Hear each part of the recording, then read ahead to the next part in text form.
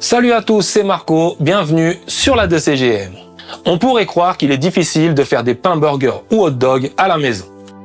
C'est pourtant très facile et le résultat est sans égal. En plus, depuis qu'on les cuit au air fryer, l'étape de la cuisson est d'une simplicité enfantine. Plus besoin de préchauffer le four au maximum, d'y jeter de l'eau pour créer de la vapeur et de changer de température en cours de cuisson. Tout se passe en 10 minutes montre en main et ça nous donne des pains encore plus moelleux. Je vous explique comment réussir vos pains burgers et hot dog dans cette vidéo. On va réaliser une pâte unique qui servira au pain burger et au pain hot dog. Il nous faut les ingrédients suivants. 450 g de farine T45, 240 g de lait demi-écrémé, un œuf, 5 g de sel, 40 g de sucre, 40 g de beurre et 21 g de levure boulangère fraîche. La liste complète est détaillée dans la description, juste en dessous de la vidéo. Vous y trouverez également un lien vers la vidéo de notre test complet du Twin Fry. C'est le air fryer familial de la marque Cosori que je vais utiliser pour la cuisson de mes pains aujourd'hui. Un autre lien est disponible pour ceux qui veulent acquérir cette superbe machine. Je vais la faire à la main pour montrer à tout le monde que c'est possible. Mais évidemment, le procédé reste le même avec une machine.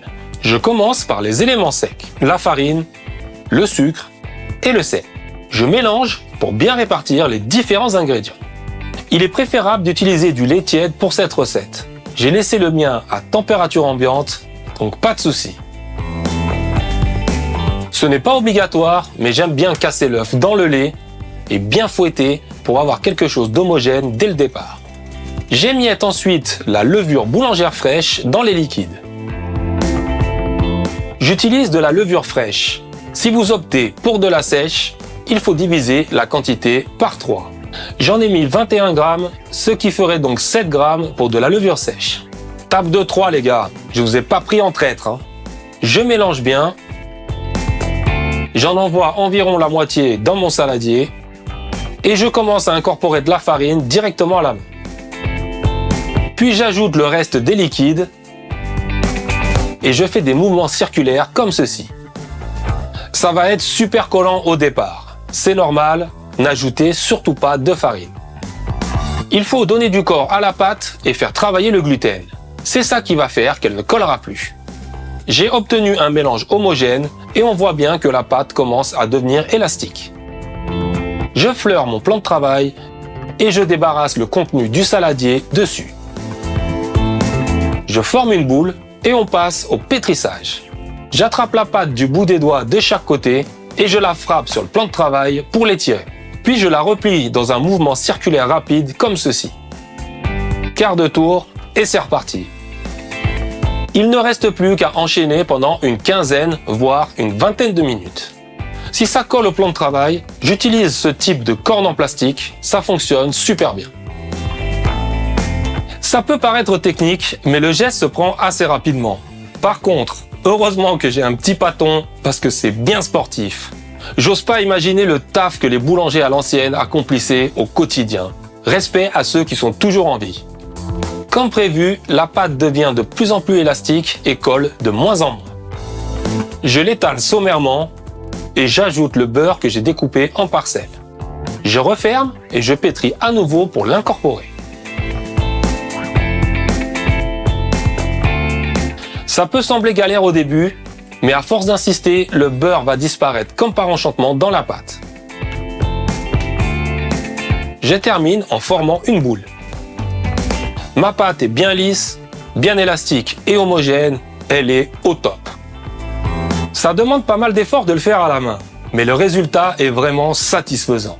Je vous rappelle que vous pouvez le faire à la machine en suivant le même process. Je dépose la boule dans un saladier assez grand que je couvre avec un torchon humide. Laissez-le dans un endroit chaud pendant au minimum 1h30.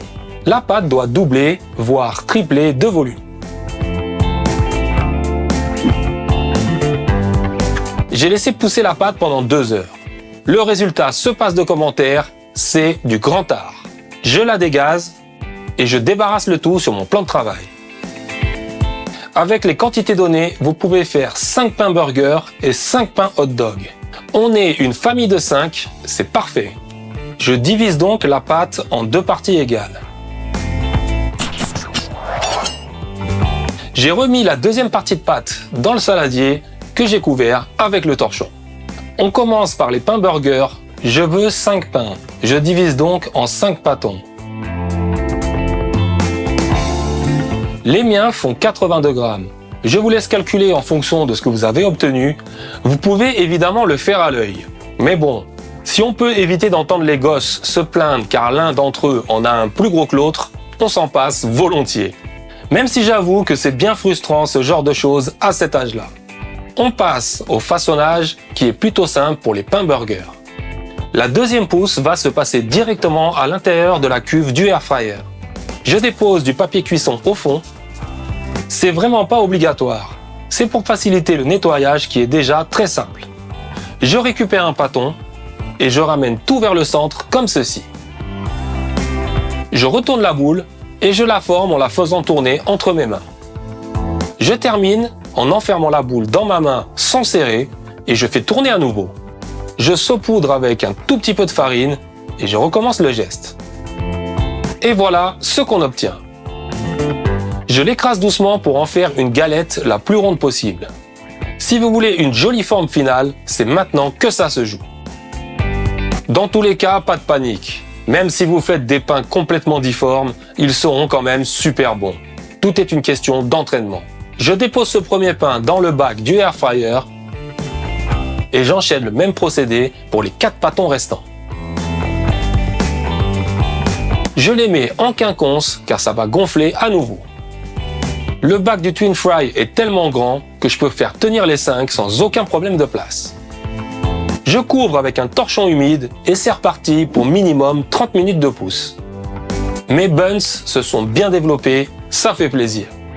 Je termine avec une dorure en les enduisant d'une couche de jaune d'œuf pour avoir une finition stylée et surtout pour pouvoir y ajouter quelques graines de sésame et de pavot. J'enfourne dans mon air fryer, j'active la grande zone et je mets en mode bake à 170 degrés pendant 10 minutes. Et voilà le résultat. Je débarrasse aussitôt sur une grille pour qu'il refroidisse dans de bonnes conditions. C'est beaucoup trop beau. Regardez-moi le moelleux de la chose. Le fait d'être dans un espace restreint fait monter les pains sans problème. C'est vraiment super. Avec la cuisson au air fryer, ça n'a pris que 10 minutes sans aucun préchauffage. Pour la garniture, c'est vous qui voyez. Steak haché, poulet pané, avec ou sans crudité, omelette, à vous de jouer.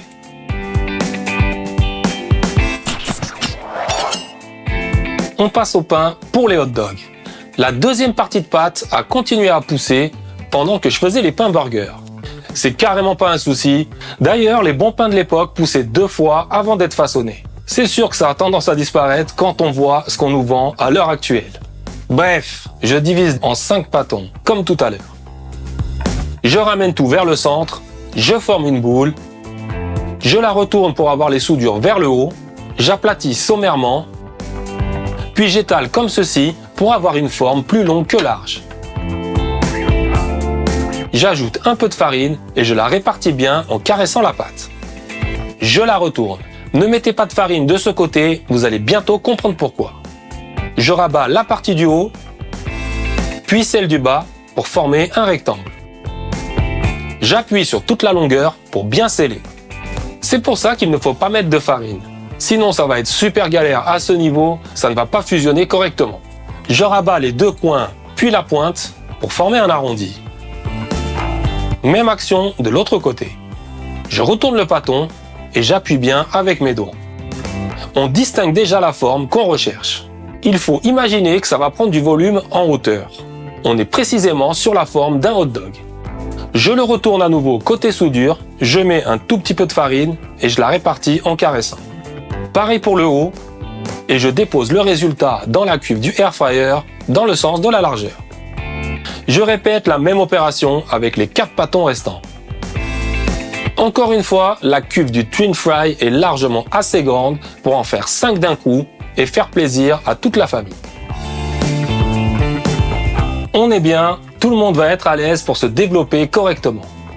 Je couvre avec un torchon humide et c'est reparti pour 30 minutes de repos. Petite dorure plus légère que tout à l'heure. J'ai dilué un jaune d'œuf dans une lichette de lait.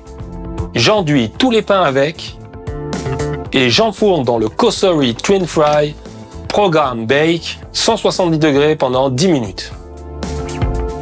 Et voilà le résultat. Je débarrasse à nouveau sur une grille. C'est pour pas que la chaleur crée de l'humidité et détrempe le pain par le bas. Comme tout à l'heure, le moelleux est juste magnifique. Une bonne saucisse de Francfort ou de Strasbourg, un peu de sauce relish maison, ketchup et moutarde maison eux aussi. On se croirait presque à New York, New York.